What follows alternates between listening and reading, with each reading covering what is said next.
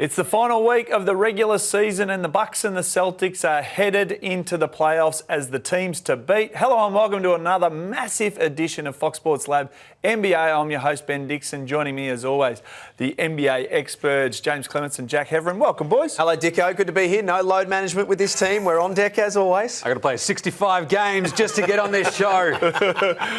You are up and about. As always, coming up, we preview the NBA awards. We'll put a lens to the Bucks and the Celtics ahead of the playoffs. And, of course, the big calls on this weekend's big games. James, you just week one wanted to throw out the biggest of all, the MVP, and you're very confident still? Of course I'm confident, Dicko, because Joel Embiid, what did he do just the other day? Just went, 52. What's this? It's the cream on the top of my MVP run. 52, 13 and 6. Demolishes the Boston Celtics. He's my MVP. Fighting off a late run by Austin Reeves and the LA Lakers. 28 points. He just turned into Michael Jordan. They call him the White Mamba. Watch out. He's unreal, Austin Reeves. But look, Joel Embiid has been the most dominant player this season. He's fended off runs from Joker. He's fended off runs from Giannis. And then, literally, in the last week of the season goes, cool. It's nice to see that Boston Celtics team. It's a very nice team you got there. Be a real shame if someone dominated it and absolutely demolished them. And that's what he did. That's what he can do. He scored more than half their points in that game. But really, he's going to be what? The leading scorer for the NBA this season. He is the most dominating, just demolishing offensive force in this game at the moment, Jack.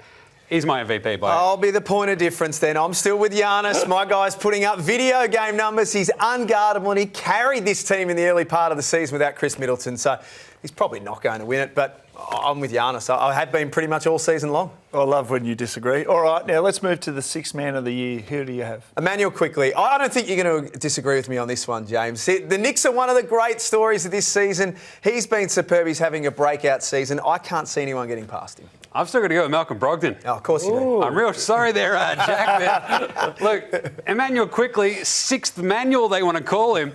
How can you win sixth man of the year if you start a quarter of the games? It's like, that's our best bench player. Where is he from? Oh, he started. He's not coming off the bench at this point. Don't get hung up in the technicalities here. It's hardly a technicality when he's starting and he's not the sixth man. How do you win the sixth man when you're the fourth man? What are we talking about here? But look, their numbers are pretty similar. Incredibly similar. Basically the same. Thing is, if you take off Quickly's starting numbers and sort of bring that back to the pack, Brogdon smokes him. Their advanced statistics, look, they're a little bit more sort of like across the board. Defensively, Quickly's a little bit better than Brogdon, but Brogdon has been the steadying force for this Boston Celtics team that's been unreal from absolutely the start of this season. He's come off the bench, he's done exactly what he's needed to do. He's set up that offense, he's run it, he's providing good defense, shooting.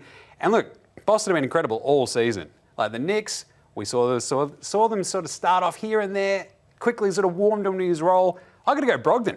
All right, now, Defensive Player of the Year seems a one-man race, Jack. It is Jaren Jackson. Competition's leading shot blocker for a reason in a team that have got a great defensive rating. Surely you're agreeing with me on this one, James. I do, Jack, but this is the thing. It's not exactly a one-man race. Brook Lopez is right there with him. The problem for Lopez is not only did he, just stink up the joint while I was in Brooklyn watching him for 6 years, and I'm never going to get that money back. But anyway, I'll tell you what, he's been incredible, but he's had a bit of a drop-off in the last month. And my big problem, if you're going to go vote for Brook Lopez for Defensive Player of the Year, he's not the third, he's the third best player defensively on that team. I'd take Giannis Antetokounmpo and Jrue Holiday before Brook Lopez defensively on his own team. It's got to be Jaren Jackson Jr. All right, now, let's talk about the Rookie of the Year. Don't worry about it. Paolo's already home, Dicko. Move on. He's unbackable at this stage. Number one pick for a reason. He's been superb. I saved you, Bacon. Oh, you did. You saved me. Well, there was a minute we won't get back. All right, now, speaking of awards, James, I'm going to put you under the pump with this one because this is your rant. This is your time to shine because Draymond Green deserves a medal for his recent outburst with the CBA, doesn't he? So this is it. We're talking about awards. We're talking about All-NBA. Draymond Green's like, how do we screw this one up? And it's like, aren't you in charge of the Players Association here, Draymond? You and all your mates are doing all the negotiating and you've got a problem with it. I feel like you should have argued a bit more. But I'm here for the idea of the 65-game minimum for your awards, for your All-NBA stuff. The weird part is about the CBA is it's really punitive, I guess, for teams that want to go right over the top of this luxury tax at the moment. We might see that have a bit of a big impact a couple of years down the road. My big problem with the CBA is that it doesn't make it better for fans. It really sort of just punishes the really rich teams. And apart from that, look, I didn't ever think that I'd be agreeing with Draymond Green, but here we are. The CBA, I don't mind that. 65 games is not too much to ask. Maybe let's get rid of load management. All right, well, there's no doubt we're all looking forward to seeing who comes up trumps, even though we've got an MVP sitting right here.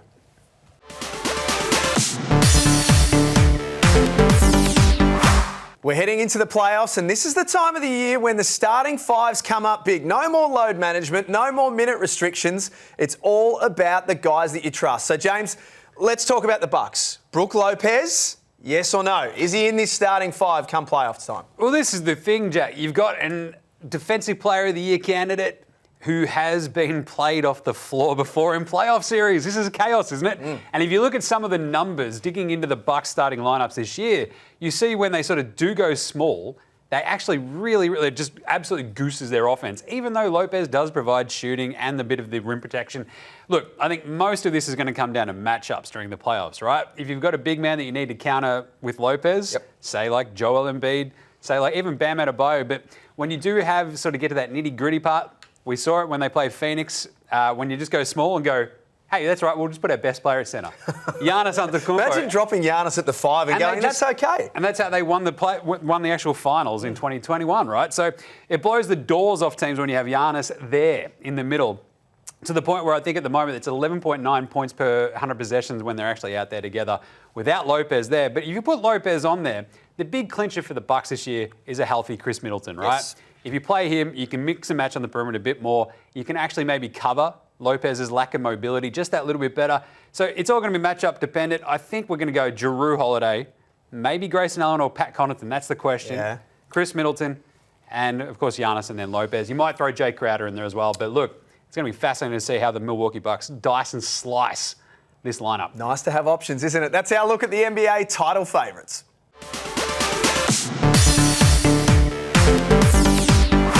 Okay, James, it's time to put your coach's hat on. We'll get one that matches the beard as well. We've put you in charge of the Celtics, who have been fluffing around with their starting five all season long. Come playoffs time, who's walking out on court first? This is a fascinating question, Jack, because we've seen all year, as you mentioned, right, the Celtics are like, hang on a second, who are our best five guys?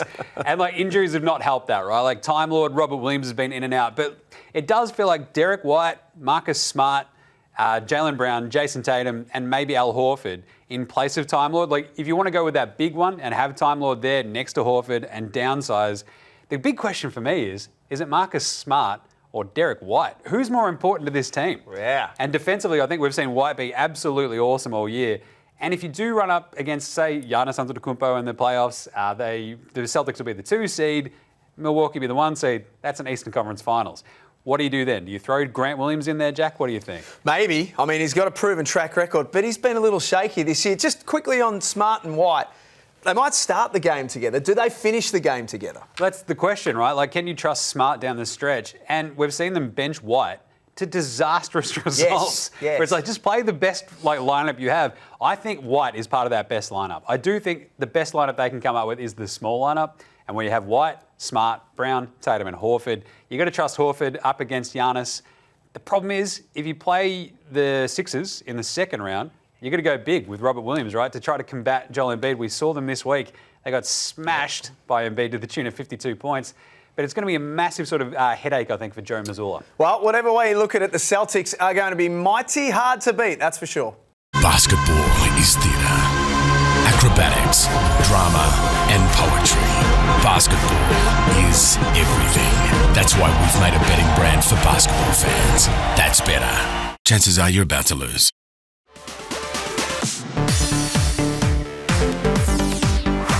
The Warriors are taking on the Kings in a mouth-watering entree to the upcoming playoff series. James, is it time for the Warriors to get over their travel sickness? It's more than time, Jack, because it's the playoffs. Yes. Seriously, if you're going to go in the playoffs and if you're not in the top 4 seeds, which the Warriors will not be, like, they're going to have to win on the road. Look, this is a tough one right off the bat here this weekend with Sacramento, the 3 seed, absolutely laughing all the way to the fire the laser kind of vibes at the moment. First division title since 2002, 2003, their first playoff spot since 06. I absolutely love the Kings this year. They've got our man, King Delly, Matty Dellavedova. They're pretty good at home, 23-17, bit middling, but of course the Warriors stink on the road. Absolutely stink on the road. Warriors, I can't trust them in this one. But can I? Yes. I can! I was like, nah. There it is. I'm going to get there. I'm going to get there. Give me Golden State Warriors because I think this might be a game that the Kings sort of just take the foot off the gas a little bit. We still might see 25 and 8 from De'Aaron Fox. Domantas Sabonis, the Souvlaki King, 15, 15 and 8 from him. Steph, 40 plus with 5 plus threes. That's right, we're going a big one for Steph. And Clay, 25 plus with 5 plus threes because I think this might be where the Kings go right. We've got the 3 seed locked away. Let's go. Steph dropped 47 on the Kings back in November. Went 7 to 12 from 3.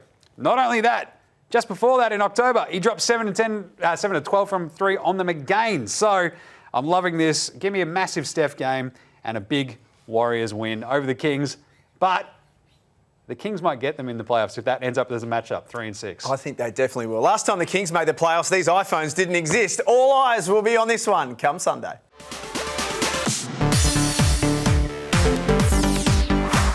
Some massive games coming up, so let's see who will flop or hop this Easter weekend. This is the big call.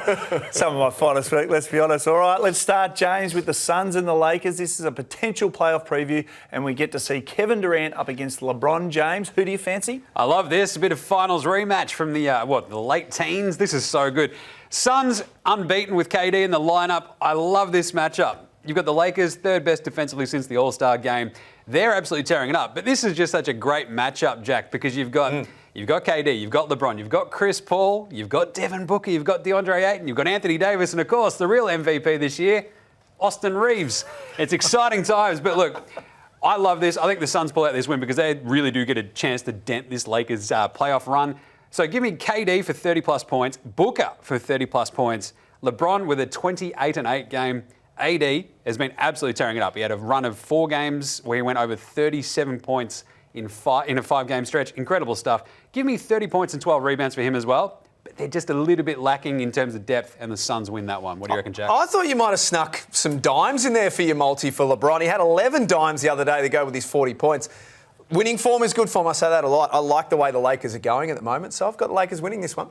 All right, Jack. The Raptors have lost 4 of the past 5 against the Celtics, but surely they're going to go hammer and tong Saturday to make the 8th seed. They should be, but you've got to remember who they're playing. It's good for the Raptors. It might help Nick Nurse keep his job next season, but I'm just not sure it's enough to get the result here. I think the Celtics are going to be too strong. I don't know if Nick Nurse wants that job. Well, next maybe. Year. I think he's basically already out there shopping for houses in Houston. He's like, nah. You know how cold it is in Canada? He's like, nah, I don't want to shovel snow anymore. I'm out here. I'm going to Houston. But either way, look, Toronto, weirdly enough, trying to fight for this 8 seed. I think this is a hint of desperation to them right now. 8 seed, you get the double chance in the play-in, right? You don't have to just, lose, you're out. You get that double chance. It's so crucial. If they have to basically win out to get above Atlanta, I think they really push this Celtics team. I think this Celtics team might be a little bit like, let's cruise into the playoffs. We get a week off basically next week. I think Toronto, give me Siakam. He's tearing it up. 25-7-7 for him. Fred VanVleet of the Fighting Van Vliets. He had a 20-assist game last week. He's unreal. I'll see 10 more from him, and I think 20 points as well. And Toronto just sneak out the win. All right. Well, James, we're going to have a look now. And the Grizzlies and the Bucks meet on Saturday, but they should obviously know and lock away their playoff seeding. So can we expect some just run and gun and fun? This is the run and fun game, isn't it? I think this is 2 teams. Look, they're the 1 seed, the Milwaukee Bucks. You've got the 2-seeded Memphis Grizzlies. This game, though, they might just go, let's just put all that aside. Let's have a bit of fun out here. And I think what you'll see is probably players like Desmond Bain, probably dudes like Jingling Joe Ingles. Maybe. Go off and have sort of a bit, they'll lean into the bench a little bit more because these games, if they get to this point where they can't really challenge for the 1 seed, if you're the Grizzlies and the Bucks probably can't lose the 1 seed in the East, they should be fine. So I want to see a Desmond Bain game. Desmond Bain, I love him. 25-plus points, 4+ threes. Let's go Jrue Holiday. I think he had a 50-point game last week, 30-plus points for him. But this is the clincher. Jingling Joe Ingles, the jingling one. He looks like an accountant. He's going to hit 5-3 for me in this. 15 points, and Milwaukee pull out a bit of a win. What do you reckon, Jack? Well, I'm interested to see how they play this because there's a possibility that right at the very end of this season they could play each other again in the championship series. if it's going to be run and fun, let's not forget too that the Grizzlies put 142 over them last time they played in December. Now, a lot's changed since December. Maybe we're looking at 160, 170, who knows? I might also just be getting a little bit carried away here, but that's okay. I honestly don't know which way this lands, to be truthful, but I'm just not sure that whatever we see, it's either team at 100%. They're going to hold a little bit back. Are you literally saying you just want to see both teams have fun out there? Yes. All right, good. Basically just play an all-star game. I love it. I love it. Well, that was the big call. Thanks, everybody. See what I did there? See, I started with the zinger and I finished with the zinger. Jaymz and Jack, outstanding work. Thanks very much. I want you guys to enjoy your Easter and everybody at home. Don't forget to subscribe below and follow us on socials, and we'll see you again next week. Basketball is theatre, acrobatics, drama, and poetry. Basketball is everything. That's why we've made a betting brand for basketball fans. That's better. Chances are you're about to lose.